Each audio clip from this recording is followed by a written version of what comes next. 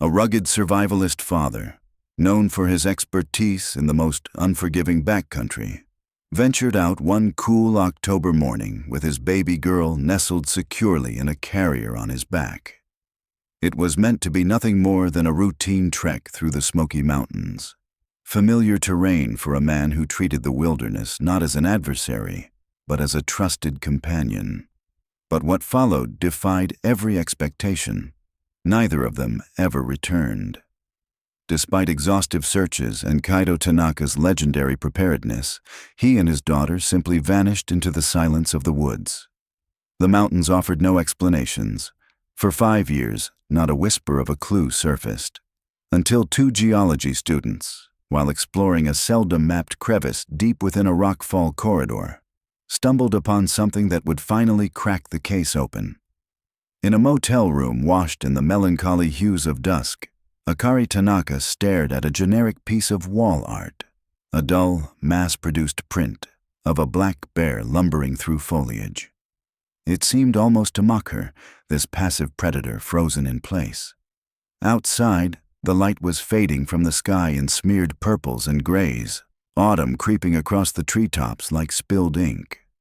The room, just a few miles from the edge of Great Smoky Mountains National Park, felt as hollow as the silence pressing in from outside.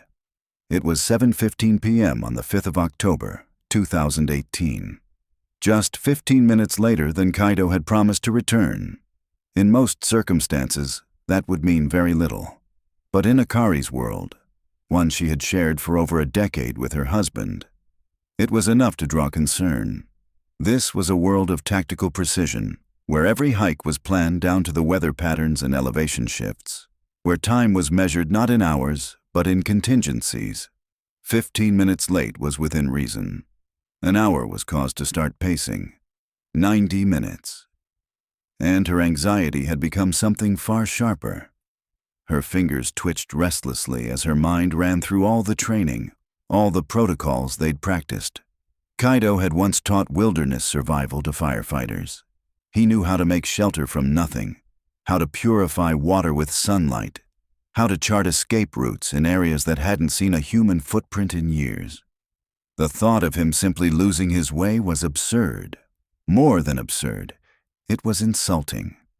He could read the forest like a symphony conductor reads music, each leaf and breeze a note in a greater score. He carried redundancies for every survival need. Waterproof matches, fire steel, solar chargers, emergency bivy sacks. Nothing about this outing had been left to chance, and he would have been even more cautious because of Luna, their baby girl. His every decision would have accounted for her comfort and safety. More rest breaks, extra food, double the diapers.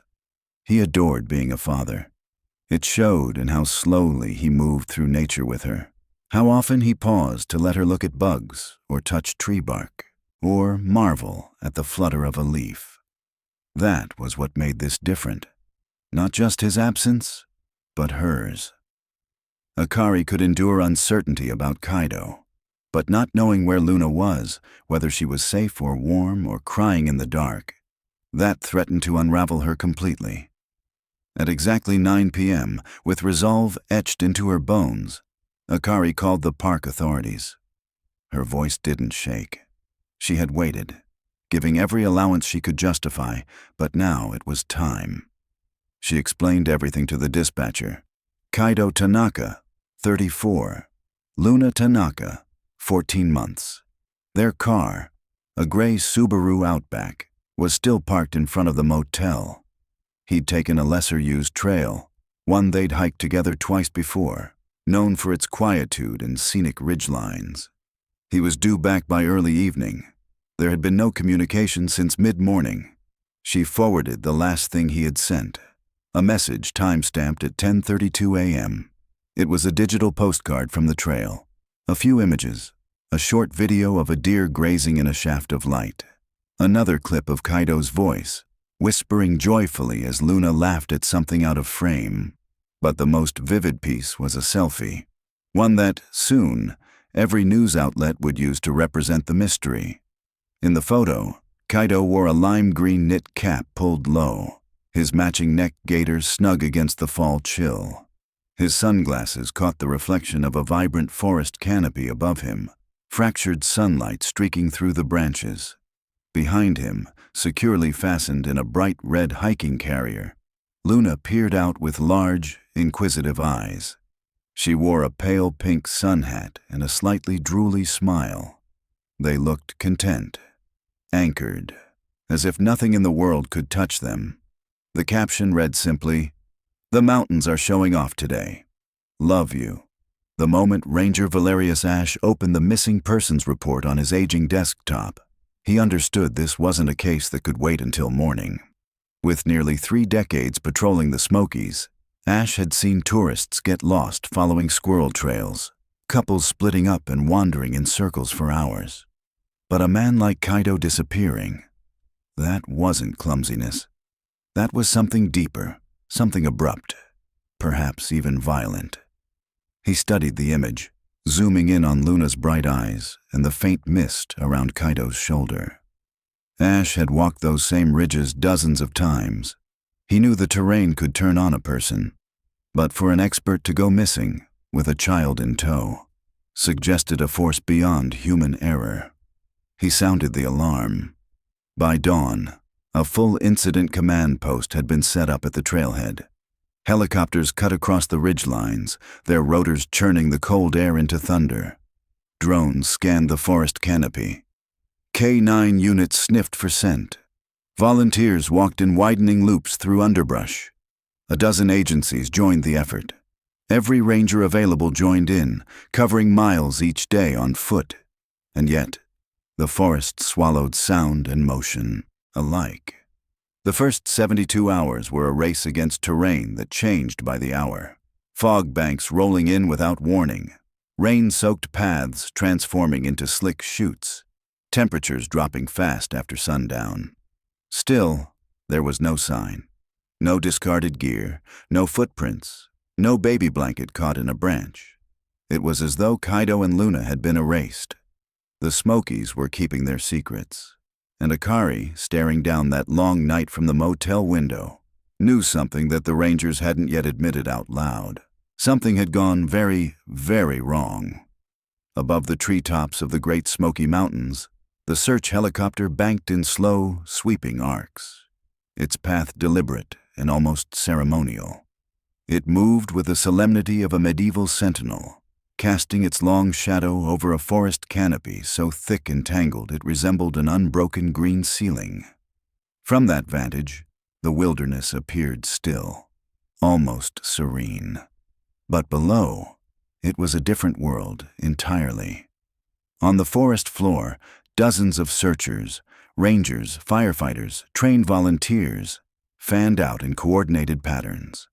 Their fluorescent jackets, so vibrant in the morning light, were quickly swallowed by the dense brush, vanishing as if absorbed by the very woods they were combing through. The Smokies, beautiful and ancient, were also deceptive and brutal. These mountains were not merely high, they were stacked layers of vertical challenges, slopes so steep they seemed to fold over themselves, ravines hidden beneath blankets of rhododendron so thick they earned the grim local nickname, the Hells. Trails that looked gentle and meandering on a map often became grueling obstacle courses in reality. Moss-slicked rock faces, crumbling ledges, sudden switchbacks, and foliage that obscured your own footsteps just moments after you took them. Sound didn't travel. Cries for help were muffled by an overwhelming wall of green. A scream might not reach more than 50 feet before it is eaten by the forest. In such a place, even the loudest plea could become a whisper lost in the wind. Despite the formidable terrain, the search teams worked with unwavering diligence. They advanced at a painstaking pace, eyes trained on every detail. Each overturned leaf, each snapped twig, each patch of disturbed soil was examined. They looked for anything, an article of clothing, a footprint, even the glint of a zipper in the mud. But the forest yielded nothing. Kaido Tanaka, the man whose entire life was a study in surviving the wild, had vanished as utterly and completely as a mist at sunrise. By the fourth day, urgency pushed the operation into overdrive. Resources were pulled from nearby counties. More volunteers arrived, some trained in wilderness rescue, others simply desperate to help. Together they carved the forest into search grids, pushing deeper into the uncharted zones of the park. But for all their numbers and determination, one troubling truth remained. They had found no trace, no clue, no sign that Kaido and his infant daughter had ever passed through these woods. This absence gnawed at Ranger Valerius Ash. It defied logic. A man hiking alone could conceivably disappear, but a man with a toddler in tow, that should have left signs. Diapers, baby food wrappers, even the smallest environmental disruption from carrying a child. Yet the forest was pristine, untouched. The silence wasn't just unnerving. It was suspicious. Then, on the sixth day, the first glimmer of hope appeared, not with fanfare, but with a slip and a startled grunt. Marcus Bell, a retired civil engineer volunteering with the search effort, was traversing a muddy slope roughly 300 yards off the marked trail Kaido was believed to have taken. As his foot slid out from under him, he reached for a root to steady himself. Instead, his hand brushed something cool, solid, and out of place. He knelt and began digging gently. A moment later, he held it in his palm. A heavy brass compass, its once clear face now cracked, the needle frozen mid-spin. Though dulled by years of exposure, it was clearly a crafted piece, old, elegant, and now, perhaps, significant.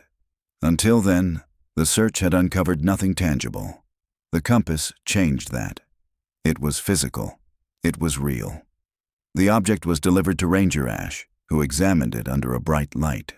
Though it no longer functioned, it was beautiful in its way. A relic of another time. The discovery immediately sparked a theory that, in the chaos of uncertainty, felt like a lifeline. What if Kaido's modern navigation tools, his GPS watch, his phone, had failed in the deep hollows where signal often disappeared? Any seasoned hiker knew how unreliable tech could be out here. And what if, like many outdoorsmen, Kaido carried a backup? A sentimental piece, maybe passed down through the family. The antique compass could have been just that. A backup that, unbeknownst to him, no longer worked.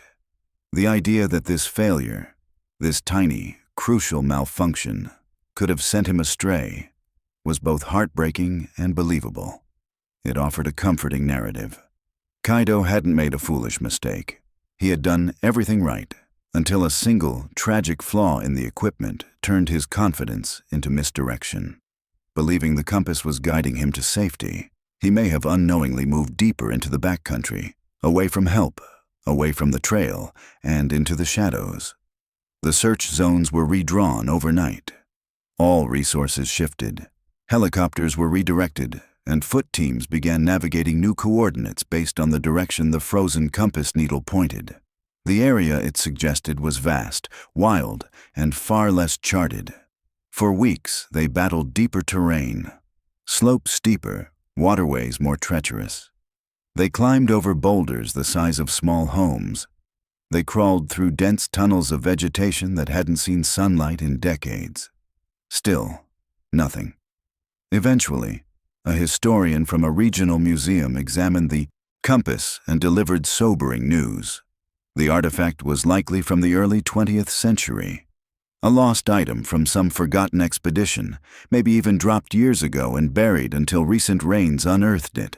The promising clue, once the centerpiece of their theory, was revealed to be an irrelevant ghost of the past. With that, the narrative collapsed. The search, already weary and emotionally spent, slowly wound down. The incident command post was dismantled. Volunteers returned home. National media outlets, once camped out with cameras and live feeds, packed up their equipment. A hollow quiet took their place. In that vacuum, something colder took root. An alternative theory, whispered first in online forums, then in town gossip. It wasn't that Kaido had gotten lost, they speculated. He was too skilled for that. Perhaps he'd chosen to disappear. A man that capable, that prepared, could easily vanish if he wanted to. Perhaps this was no accident, but a calculated departure. The suggestion took hold like a stain. It painted Kaido not as a victim, but a deserter. A man who had abandoned his life, his wife, even his child, to begin again somewhere off-grid. It was a betrayal far deeper than disappearance. It was abandonment disguised as tragedy. To Akari, this theory was more brutal than the silence. She had already endured the loss of her husband and daughter, the shattering of her home and future. Now, strangers speculated that Kaido had deceived her, that his love had been a lie. She knew better. She had lived beside this man for over a decade. He was the most devoted father she had ever seen. The idea of him walking away from Luna was not just implausible, it was absurd. As the world moved on, Akari refused to. She emptied her savings to hire private investigators. She revisited the park monthly, retracing possible routes. She re-interviewed rangers, volunteers, and anyone who had touched the case. While others forgot, she carried on, searching, hoping, demanding that the mountains eventually would give something back. With her elbows resting on the hood of her car and a creased map unfurled beneath her fingers, Akari Tanaka would quietly begin her solitary ritual. She studied the contour lines, the trail intersections, and shaded reliefs that marked the complex geography of the Great Smoky Mountains. Then, with a pencil, she'd circle a segment, sometimes one already scoured and cleared during the official search, and make her way there, alone. Each step was taken with intention. She wasn't searching for Kaido anymore. She had long since stopped expecting to find him standing around a bend, arms outstretched with Luna giggling on his back. Now she looked for traces. Anything small, insignificant to others, but sacred to her. A torn shred of fabric, possibly from Kaido's hiking shirt. A weather-warped baby snack wrapper, the kind Luna used to love. Even the smallest thing might offer a connection, proof that they had once passed this way. Her pace was steady, not hurried. In a forest that had devoured an entire family, she moved like a silent echo, her determined vigil a stark and heartbreaking counterpoint to the overwhelming mobilization that had come before. The world had turned, seasons had passed, but in this forest, time seemed suspended. The search was now an echo, a haunting memory filed away under the weight of countless other park incidents, injuries, missteps, and tales that blurred into each other over the years. For the system, it was over. But for Akari, the silence that followed was not closure. It was an absence, stretching longer and deeper. 5 years is a long time. It's long enough for the fire of grief to dim into something colder, heavier. No longer a sharp cry in the night, but a constant pressure beneath the surface. Grief, when it lingers this long, becomes part of you, altering your posture, your breath, even the way you hold eye contact with others. Akari marked time not with holidays or seasons, but with the quiet anniversaries of what had been lost. The national park, like most institutions, moved on. The Tanaka file became a document in storage, its digital folder unopened for years. A layer of dust settled over it both literally and metaphorically. In the minds of the public, the story of Kaido and Luna drifted into the realm of myth. They became part of the park's whispered lore, a tragic tale passed between hikers at campfires and in Reddit threads, a mystery retold beside tents and in the backs of ranger-led tours. And like many unsolved mysteries, the public imagination chose a convenient conclusion. The theory that Kaido had vanished on purpose, once just an internet whisper, hardened into a widely accepted belief. After all, how could a man so skilled, so precise, disappear without a trace unless he had meant to? The logic was seductive. Kaido had staged his exit. He had taken his child and walked into the mountains not to get lost, but to begin again. It was a narrative that gave people an answer. It removed the uncomfortable notion that even experts could become victims. For Akari, This was more painful than the silence. It transformed her grief into defense. No longer just a mourning wife and mother, she became an advocate, fighting against the slow erasure of her husband's character. She knew him. He was not a man who walked away. He was not someone who would abandon a family he loved with his entire being. Yet as the years wore on and the world focused elsewhere, her voice grew lonelier. Her search, however, never stopped. Using her savings, she hired private investigators. She re-interviewed search volunteers and local rangers. On weekends, she drove herself back into the park, camping near trailheads, mapping her own search routes. Her pilgrimage was one of love and stubbornness. Then came August 1st, 2023. In one of the park's most remote zones, an elevation few hikers ventured willingly, 2 graduate geology students were crawling across a jagged boulder field. The terrain was brutal. Massive granite domes loomed like forgotten fortresses, and the footing was unstable and treacherous. These weren't recreational hikers. Ben Carter and Sarah Jenkins, both students from the University of Tennessee, were deep into a summer research grant studying erosion patterns in granitic formations. Their work took them far from paths, into crevices and cliffs most maps didn't bother to mark. They carried measuring calipers, notebooks, rock hammers, and sample bags, not the usual gear for a day hike. Their job was to document the silent forces that shaped these stones over eons. It required precision, endurance, and often a willingness to hang from ropes in narrow ravines. It was Sarah who noticed it. Perched on a narrow ledge for a better photographic angle, her trained eyes scanned the broken patchwork of rock below. Her gaze caught on something wrong. A flash of vibrant red nestled between 2 massive stone slabs. Amid the gray, lichen-covered granite, the green moss and crumbling brown earth, that red gleamed like a warning flare. "Ben, do you see that?" she called, pointing. Ben looked, shielding his eyes. From their height, it was no more than a fingernail-sized flicker of color. "Probably some trash.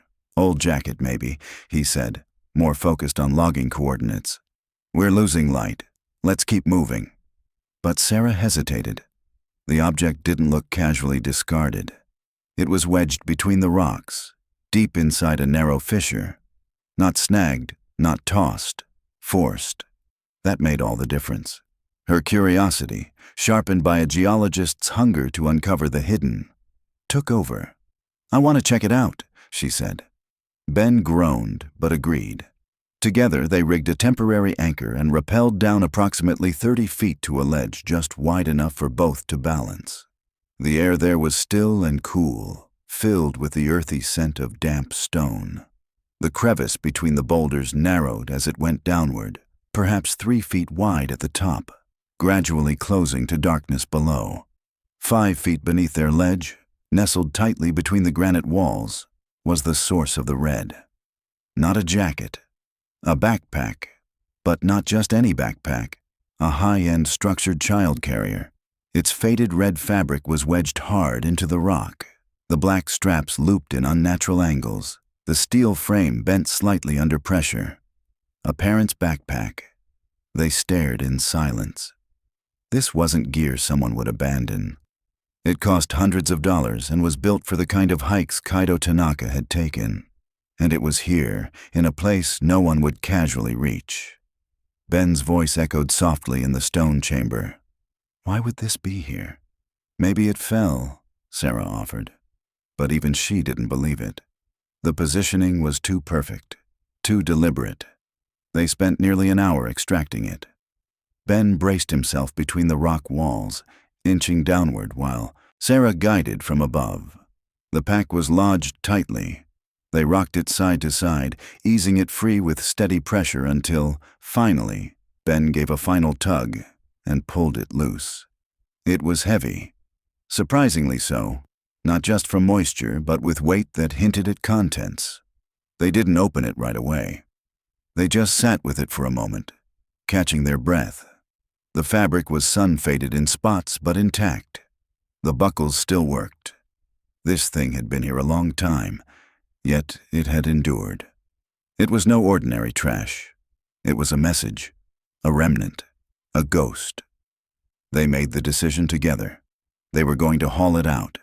They didn't yet know what they had found, but deep down, they sensed it mattered. The hike out was grueling. With the red child carrier lashed awkwardly to the top of their already overloaded gear, Ben Carter and Sarah Jenkins moved cautiously, step by step, through the uneven granite field and down the faint animal path they had followed in. The terrain was unforgiving in the fading light. The weight shifted unpredictably, throwing off their balance. The sharp angles of the carrier dug into their backs, an uncomfortable but compelling reminder that this was no ordinary piece of equipment. By the time they reached their vehicle, twilight had surrendered to night, and the surrounding woods felt cavernous and endless. They debated what to do, finally deciding to wait until morning, when the ranger station would be open. The next day, under pale morning skies, they drove the winding route to Sugarland's ranger station. The lobby was quiet, the hum of a fan blending with the gentle rustle of maps on a nearby display. They walked in, red pack in hand, mud-streaked and worn, but undeniably intact. The ranger on duty was older, his uniform crisp despite the wear in his eyes. His name tag read Ash. Ranger Valerius Ash had seen a lot during his decades with the National Park Service. He had trained search teams, led rescues, and even testified in federal court. But he wasn't prepared for what happened next. He listened carefully as Sarah explained where they'd found the backpack, off-trail, wedged deep into a fissure that few would ever stumble across by accident. Ash nodded along, taking notes. But when his gaze landed on the object they'd set on the counter, something in him shifted. It wasn't just the backpack, it was the red. That specific crimson hue, sun-faded yet still vibrant, pulled at something dormant in his memory. He reached out, gently brushing the mud-caked fabric. The brand, the design. It was all too familiar. He'd seen it before, not in person, but in a photograph. A photograph he'd kept pinned above his desk during one of the most intense cases of his career. That photo had been there for nearly a year, 5 years ago. A smiling man in a bright green beanie, holding his daughter, a baby with wide, curious eyes. On the man's back was this exact carrier. His name was Kaido Tanaka. The chill that ran through Ranger Ash had nothing to do with the station's air conditioning. Without a word, he turned to his computer and began to navigate the park's internal archive system. His hands moved with sudden urgency, muscle memory kicking in. He opened the cold case database, typed TANAKA. The file appeared. The first image that loaded was the selfie. Kaido and Luna. There was no mistaking it. The baby carrier in the photograph and the one now resting before him were identical. Every buckle, every stitch, every contour matched. It was as if the object from the photo had materialized into the present. "Where exactly did you say you found this?" he asked, his voice lower now, the gravity unmistakable. Ben and Sarah exchanged a look, sensing a shift. Ranger Ash didn't wait for their full reply. He stood, gently picked up the carrier, and took it into a back room. The cold case, once dormant, had just been resurrected. News traveled quickly. The rediscovery of the red backpack rippled through the National Park Service, then into local law enforcement agencies that had been involved in the original search. After 5 years with no leads, no sightings, no evidence, an object had returned from the void. Not just any object, but the single most visible symbol of the disappearance. It wasn't treated as a curiosity. It was immediately classified as potential evidence. Park staff logged the details and contacted the Tennessee Bureau of Investigation. The carrier was carefully sealed in a forensic evidence bag, tagged and scheduled for urgent transport to the TBI's forensic laboratory in Knoxville. The case was assigned to someone uniquely qualified, Dr. Miriam Vance. A forensic anthropologist with a secondary specialty in material degradation science, Dr. Vance was known for her ability to reconstruct timelines from environmental exposure. Her lab didn't look like a crime lab at all. It resembled a university research facility, equipped with climate chambers, precision imaging equipment, and mass spectrometers. Her job wasn't to find fingerprints or DNA. Her task was to make the backpack talk, to decipher where it had been, what conditions it had endured, and for how long. The process began with full-spectrum documentation. Every scrape, scuff, and stain was photographed under multiple light sources. The team cataloged discoloration, buckling of the fabric, and tension marks on the seams. Samples were taken from the nylon shell, the foam padding inside the shoulder straps, the polyester stitching, and the plastic clip hardware. Soil and organic debris trapped in the folds were vacuumed and sorted for analysis. Weeks passed. Slowly, the lab results began to come in, and they told a different story. Everyone, including Ash, had assumed the backpack had been wedged in that rock crevice since the day Kaido and Luna vanished. It was the simplest explanation, but science doesn't care about simplicity. It cares about evidence. The first surprise came during UV degradation analysis. Under spectroscopic examination, the red pigment in the fabric was still chemically stable. A backpack exposed to high-altitude sunlight for 5 years should have bleached significantly, yet the red still retained much of its chromatic integrity. According to comparative models subjected to controlled UV environments, this fabric had seen no more than several months of direct sun. Then came mechanical testing. Dr. Vance's team subjected the nylon straps and webbing to tensile stress tests. If the carrier had spent 5 Appalachian winters exposed to the cycles of freezing, thawing, and high humidity, the fibers should have become brittle. But these straps were still pliant, strong, suggesting a recent exposure, not long-term weathering. The most shocking discovery came from within. A discrete section of the internal foam padding was excised and tested. Foam absorbs water. In wilderness conditions, it deteriorates fast.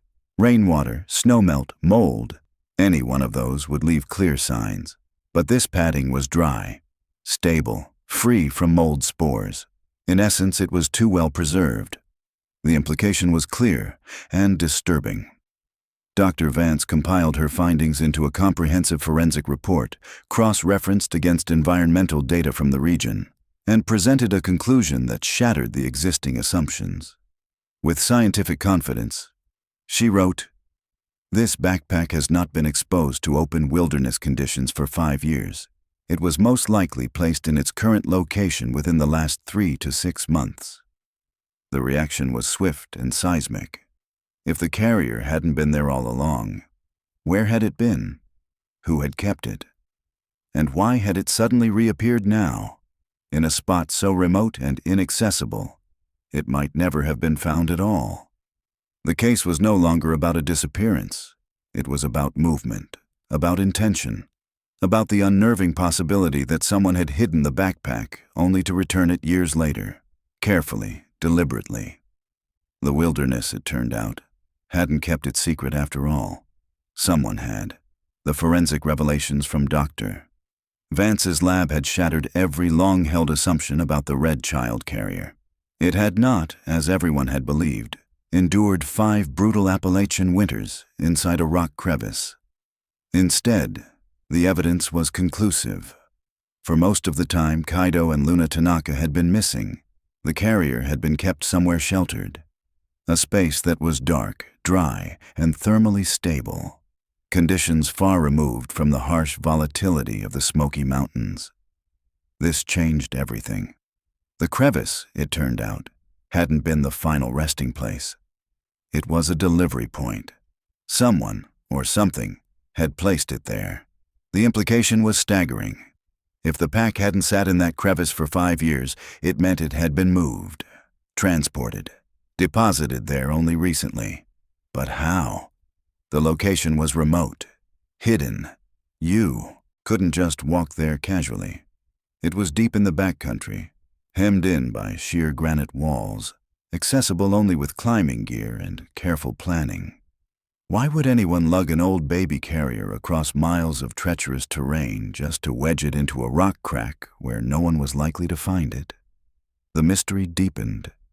The idea of human involvement, deliberate placement, felt improbable, almost theatrical. It didn't make sense. So investigators, now led by a visibly disturbed Ranger Valerius Ash, turned to a different team within the park, the meteorologists and hydrologists. They posed a new question, one shaped by both logic and desperation. Could nature have done this? Could a natural event, one powerful enough, have moved the carrier from wherever it had been kept and deposited it, with such force and precision, into that crevice? The scientists dove into the park's meteorological logs, combing through a year's worth of weather patterns, rainfall data, storm movements, and soil condition reports. They sought anything unusual, anything with the sheer violence required to launch a heavy, waterlogged child carrier across mountainous terrain. And they found it. In late March 2023, 4 months before the discovery, a massive, slow-moving thunderstorm had stalled over the high elevations of the park. The event, now dubbed the March Deluge, had dumped nearly 8 inches of rain over the region in just 3 hours. It was a once-in-a-generation storm, catastrophic in both volume and velocity. The damage reports had flooded in, trails erased, footbridges shattered, campsites obliterated. Entire valleys had become torrents. The more they reviewed the data, the more the hypothesis solidified. The storm hadn't just been destructive. It had rewritten the landscape, carving new channels, moving boulders, and uprooting century-old trees. And if such a flood had torn through a previously hidden cache, say, a protected cave or hollow, then it was entirely possible that it had pulled the backpack into its current position. The theory, radical as it seemed, made scientific sense. The red carrier had been hidden away for years, untouched. Then came the flood, an angry, rolling wall of water that stripped the forest floor and carried everything with it. Logs, stones, mud, and, possibly, the last surviving artifact from Kaido and Luna's journey. The backpack, hurled through this natural violence, might have tumbled through ravines and rapids until it finally slammed into the tight fissure between those boulders, where it wedged and stayed, awaiting rediscovery. This reframed the entire case. The crevice was no longer the end of the story. It was the beginning of a new trail, one that flowed backward, upstream, against the current, into unknown terrain. The key now was not where the backpack had landed, but where it had come from. For the first time in years, the case had a direction. The red carrier was no longer simply evidence.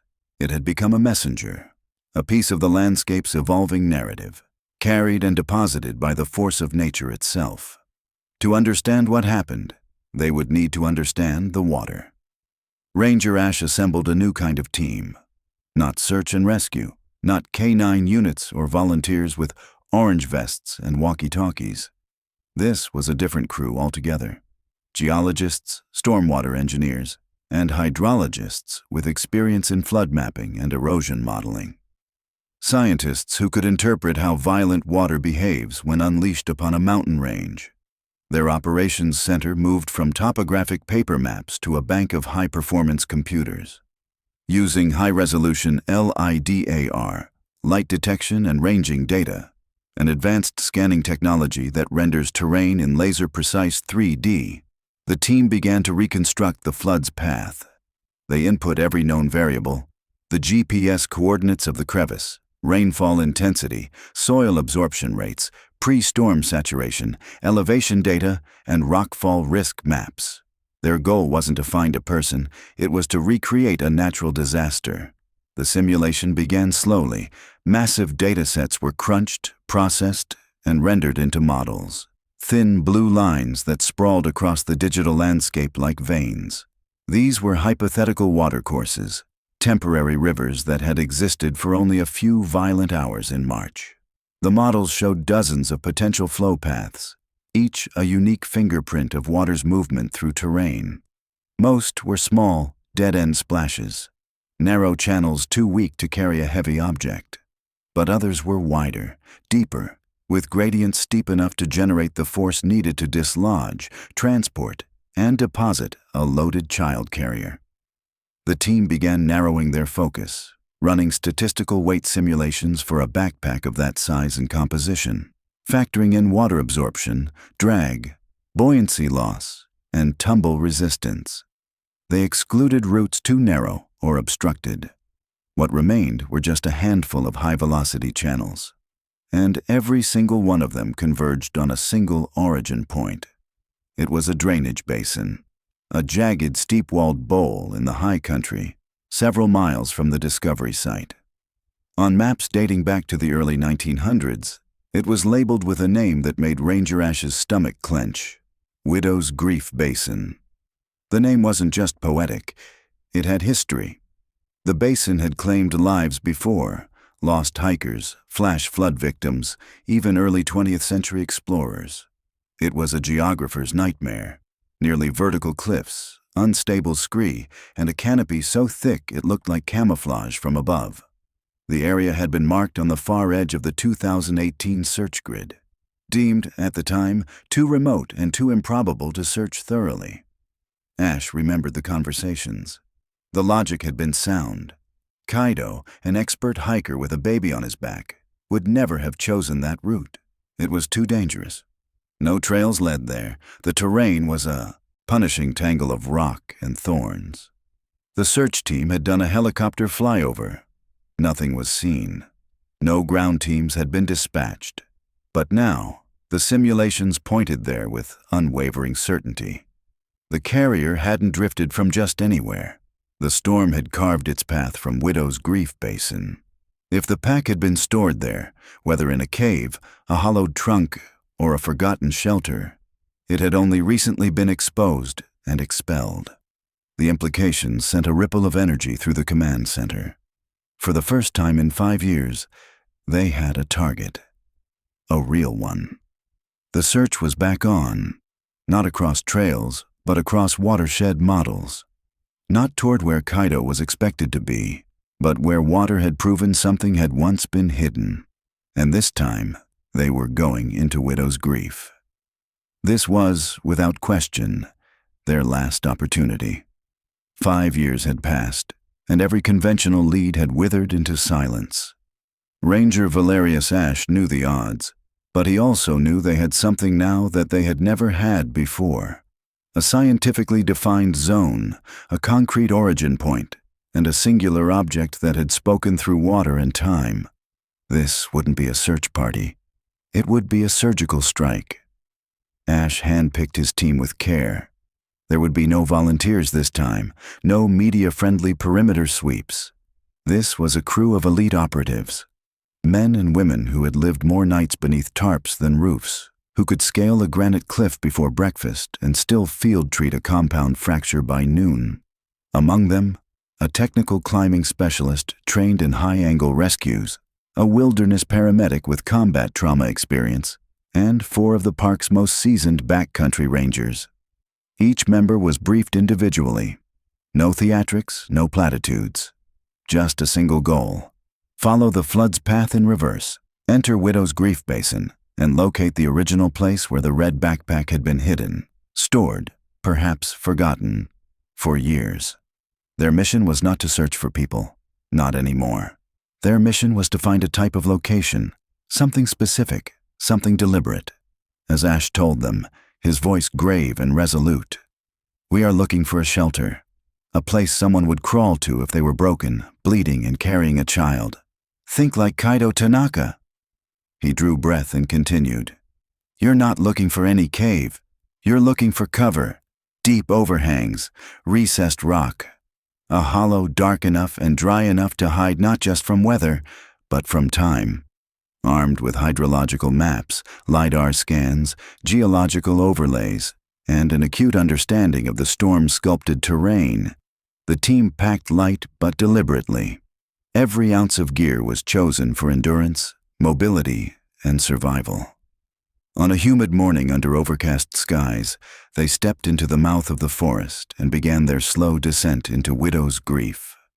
There were no trails here, not even game paths, no deer runs or flattened ferns.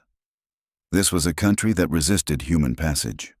Enormous boulders, some as large as cabins, were slick with age-old moss and framed by dense walls of rhododendron and mountain laurel.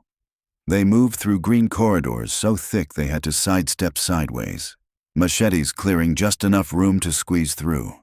Steep embankments forced them to descend in rope-assisted stages. One misstep meant a tumble through boulder-strewn creek beds. The air clung to them like a second skin, wet, heavy, pungent with the smell of rotting leaves and saturated soil. For 2 full days, they combed the ravines and rock outcrops that ran parallel to the flood path. They explored at least a dozen alcoves and caves. Most were shallow, damp, or exposed to the elements. Nothing felt right. Nothing held the echo of habitation. By the end of day 2, fatigue had dulled their resolve. Their optimism, which had burned brightly at the outset, now flickered against exhaustion. Widow's Grief lived up to its name. The landscape was cruel, its silence almost mocking. On the 3rd day, just past midday, they found the cliff, a vertical granite wall, rising nearly 100 feet into the tree line. It was blanketed with gnarled, ancient rhododendron, a natural curtain so thick it gave the illusion of impenetrability. Most would have walked past it without a second glance, but Leo, one of the youngest rangers on the team, paused. He was a climber by instinct, and he noticed something odd. A shadow, just barely visible through the tangle, a hollow patch of darkness behind the greenery that didn't match the pattern of the rock. "Hold up," he called, gesturing. Ash turned on his heel. Leo pointed. "There's something back there." It took 2 of them 10 minutes with machetes and saws to cut through the rhododendron wall. Vines twisted like ropes. Branches fought every inch. But when they finally broke through, they revealed a narrow black opening in the cliff face, only about 4 feet high. The air that spilled out was cooler, still. It was a fissure, a true rock shelter. The ledge leading to it sat about 5 feet off the basin floor. Natural, uneven, just high enough to stay dry. Ash climbed up first. He crouched, flashlight off, letting his eyes adjust. The interior was roughly 20 feet wide, no deeper than 15 feet. The floor was hard-packed dirt. The smell was old, clean, but ancient. And in the farthest corner, curled as if in sleep, lay a skeleton. Time froze. Ash did not move. No one spoke. The remains were arranged intentionally, not haphazardly. The bones were aligned, arms tucked near the torso. As the paramedic approached for a closer look, he moved with reverence. His voice broke the stillness. Pelvic and femoral fractures. Bad ones. He fell from somewhere high. Ash looked up. The clifftop towered overhead. That was the answer. Kaido Tanaka had fallen. And in a testament to his willpower, his training, his love for his child, he had survived the fall long enough to crawl into this fissure, to shelter, to make peace. He had not died lost. He had died trying to save his daughter. Dental records would later confirm it beyond doubt, but no one on that ledge needed them. They knew. The search team spread out within the shelter, combing through the layers of earth and debris that had accumulated over the years. They found remnants, tattered cloth fibers, what little was left of Kaido's clothing. His hiking boots, decayed but still upright. His metal frame backpack, rusted through, its fabric long since devoured by the wilderness. But of Luna, there was nothing. No signs of the red baby carrier, no infant remains, no bones. The discovery, devastating and incomplete, sparked a cruel hope. Had she been carried away? Had someone found her? Could she have survived? As the forensic technicians began their meticulous work, carefully photographing and documenting the site, one of them, kneeling near the shelter's threshold, brushed his trowel across the hard-packed soil. A faint click echoed under the surface. He stopped. He knelt lower, brushed again. Another click. He dug gently with gloved fingers and uncovered something round, metallic. It wasn't a bone. It was a button. And it wasn't Kaido's. It wasn't a stone. The technician paused, brushing carefully around the edges of the hard object embedded in the compacted shelter floor. What emerged wasn't natural. It was metal, tarnished by years of exposure, darkened with corrosion. Affixed to it was a short handle, splintered at the edges, its wood swollen slightly with moisture. But what set it apart, what made it unmistakably man-made, was the strange wrapping that encased the grip. It was a tool, a small, hand-forged hoe. Heavy, its curved blade thick and asymmetrical, as though crafted more for brute function than finesse. This wasn't a piece of backpacking gear. It didn't belong to any modern hiker or survivalist. This was something else entirely, purpose-built and out of place. Ranger Ash moved in beside the technician, lowering himself to one knee with the slow stiffness of a man who had spent a lifetime in the field. He took the object gently, examining the wrapping on the handle. Electrical tape, green and faded, applied in a precise, almost ceremonial pattern. Ash stared at it in silence, and then the memory hit. Not just recognition, something deeper, older, a crawling realization that unsettled him far more than the skeletal remains ever could. He had seen this before. Years ago, a couple he had cited for minor violations, unauthorized camping, foraging outside permitted zones. They weren't aggressive, just evasive. They'd stood out because they always carried oddly constructed tools, handmade and old world, like something passed down rather than purchased. And the tape, the same distinctive wrapping. This wasn't Kaido Tanaka's. Ash was sure of it.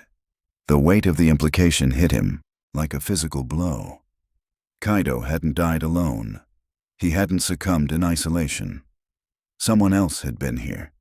And if that was true, if this tool belonged to someone else who had entered the shelter while Kaido lay dying, or worse, someone who was there before, then the narrative of Kaido's disappearance was no longer a tragedy of misadventure. It was something darker. The tool was a sango, used for harvesting wild American ginseng, a root revered in Eastern medicine and worth a staggering price on the black market. Sangho tools were compact, efficient, and illegal when used in national parks. Ash's expression hardened. This changed everything. The rock shelter, once a solemn tomb, had just become a crime scene. And with that single discovery, the gears of justice ground into motion. Investigators returned in force. The site was cordoned off and reclassified as an active investigation. Forensic specialists were flown in via helicopter to process the shelter with meticulous care, mapping every inch, photographing each layer, and documenting the smallest trace of human presence. The hoe, the sangho, was now the centerpiece. It was transported to the lab, where it was analyzed for DNA and prints. But the years hadn't been kind. The soil's moisture and the shelter's temperature fluctuations had likely erased all biological evidence. Still, its uniqueness was its strength. Ash, driven by a new fire, retreated into the park's aging archives. He spent hours combing through dusty reports, faded photographs, and incident logs from years past. What he sought was not a crime record, but a pattern. Poachers rarely operated in the open. They weren't confrontational. They were ghosts, steeped in generations of learned stealth, shaped by necessity and hardened by poverty. But they also had habits. Ash knew that better than anyone. 2 days into his deep dive, he found it. A file dated 2016. A small citation for an illegal campfire set within the park boundaries. The names listed were familiar: Quentin and Isela Mayfair. Attached to the report was a grainy Polaroid of confiscated gear, a battered water canteen, a canvas sack, and there, leaning against the fire ring, a small digging tool, its handle wrapped in green electrical tape, in the exact same pattern now sitting in the evidence locker. Ash stared at the photo. The match was absolute. The Mayfairs were locals, fixtures in the nearby Appalachian fringe, part of a broader community of fiercely independent families who saw the land not as protected government property, but ancestral territory. Generations had survived off its bounty, often at odds with the law. The Mayfairs had long been suspected of ginseng poaching, but no one had ever caught them in the act. They were careful, subtle, too smart for overt mistakes, but the Sangho had betrayed them. A check of public records revealed something even more suspicious. In the spring of 2019, roughly 6 months after Kaido and Luna vanished, Quentin and Isla Mayfair abruptly sold their modest, rented property and disappeared from the area. No forwarding address, no social media updates, no job records. It wasn't a relocation. It was a flight. The Tennessee Bureau of Investigation was called in.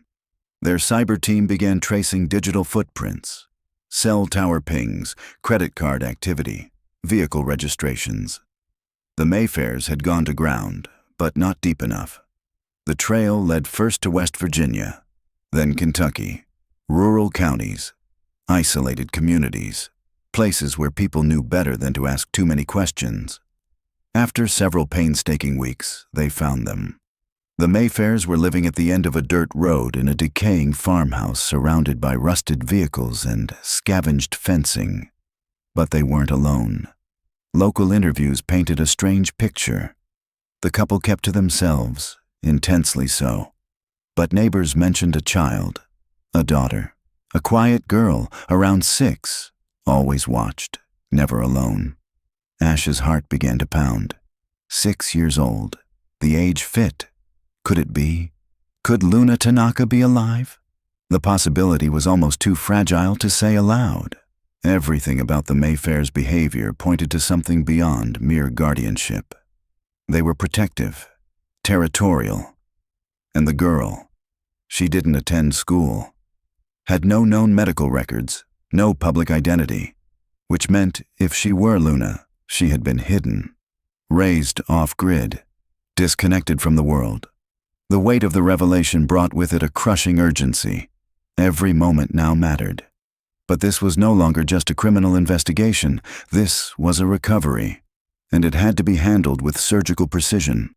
If this child was Luna, if she had survived that harrowing journey through the mountains, only to be taken and raised by strangers, then everything Kaido had endured, every step he had crawled toward that shelter, had not been in vain. Now they had to get her back, but force would only fracture an already delicate situation. The Mayfairs believed she was theirs. Whether through delusion or deception, they had claimed her, and they wouldn't give her up easily. The task now belonged to child welfare specialists, psychologists, and negotiators. The little girl's identity would need to be confirmed, delicately, quietly, without traumatizing her. And if she were Luna, then, after half a decade of silence, the mountains had finally returned what they had taken. She wouldn't remember her real name, nor the faces of the parents who had once loved her beyond measure. For this little girl, the Mayfairs were the only caregivers she had ever truly known. In her world, the truth was not something hidden. It simply never existed. To her, Quentin and Isla were mom and dad, and the small house in rural Kentucky was the only home she'd ever known. The investigators understood this reality with a painful clarity. Ripping her away in a moment of panic or force could inflict a new trauma, one that would shadow her entire life. A careful plan was drawn. There would be no sirens, no armored vehicles, or frantic shouting. This wasn't a manhunt. It was a rescue of a fragile truth. A small team would go, quiet and unobtrusive, with one critical weapon: empathy. Ranger Ash, with his craggy features and soft-spoken gravity, would be the point of contact. His weathered presence was less likely to trigger fear or aggression than unfamiliar city authorities. Alongside him, 2 plainclothes agents from the Tennessee Bureau of Investigation would lend support. They were not going to storm a compound. They were going to ask a question. A single item sat at the heart of their strategy. The hand-forged Sangho tool, carefully preserved in a transparent evidence bag. Its handle, wrapped in a faded but unmistakable pattern of green electrical tape, carried more power than a search warrant. It was a relic of truth, a whisper from the past that couldn't be denied. They weren't going in with accusations. They were bringing a memory. The drive was long and tense. The mountains faded behind them, replaced by rolling hills, low-slung clouds, and quiet, forgotten hollows of coal country. Ranger Ash sat quietly in the passenger seat, his thoughts far from the road. He was trying to imagine what it must have been like, 5 years of living with a lie, knowing at any moment a knock could come that would bring it all down. As they turned off the county road onto a narrow, rutted dirt lane, the house came into view. It was just as the files had described. A small, aging clapboard structure sitting on the edge of the woods, framed by the skeletons of rusted cars and the scattered remnants of a child's life. Broken toys, a weather-worn swing set, an overturned tricycle. Curtains twitched. The agents parked quietly, stepping out without words. Ranger Ash moved ahead, leading the way up the sagging wooden steps. He paused at the door, his hand raised. Then he knocked. 3 slow, deliberate taps. For a long time, nothing happened. Then, the door creaked open a few inches, held by a chain. A narrow strip of face appeared in the gap. It was Quentin Mayfair. Ash barely recognized him. He was thinner now, older. The paranoia etched into every line of his face told its own story. "We're not buying anything," Quentin muttered, his voice hoarse and flat. "We're not selling," one of the agents said calmly. "We're here about something that happened in the Great Smoky Mountains, October 2018. The silence that followed was chilling. A flicker of something, fear, recognition, guilt, passed over Quentin's face. "We don't know anything about that," he said quickly. "Ain't been there in years." He started to close the door, but the agent placed his hand gently against it, not forcing, simply holding. From inside, a woman's voice rang out, tight with anxiety. "Quentin, who is it?" Isella Mayfair stepped into view. Her face was pale, drawn tight around the mouth, her eyes wide and wary. And then the second agent lifted the evidence bag. Inside, resting against the white plastic background, was the Sangho. Isella saw it, and time seemed to stop. She recoiled as if struck, one hand flying to her mouth. A strangled sob escaped her lips. Her knees buckled slightly, and she grabbed Quentin's arm for support. The truth she had buried for 5 years erupted in that instant. The protective wall of secrecy she and her husband had constructed fell in silent ruin. Quentin stared at her, then at the tool, and his shoulders sagged. He reached up, unlatched the chain, and opened the door fully. They didn't run. Ash and the agent stepped into a home that was clean but bare. No photos hung on the walls, no clutter, just a silence that felt lived in and heavy. A little girl peered out from behind a hallway doorway, dark-haired, wide-eyed, and cautious. Isella quickly ushered her back, whispering something gentle. It was Isella who broke first. Tears streaming, her voice cracked and shaky. She spilled everything. The truth, the guilt, the regret. They had been poaching that day, deep in the basin, digging for ginseng. They had just finished and were packing their tools when they heard a cry. Not an animal, a child. They followed the sound and found Kaido Tanaka. He was lying in agony at the base of the cliff, his leg bent at a grotesque angle, his face pale and drenched with sweat. But his eyes were clear, terrified, yes, but focused. And beside him was a baby, wrapped in his coat, wailing in confusion and fear. Kaido had pleaded with them, not for himself, but for her. "Take her, please, save my daughter."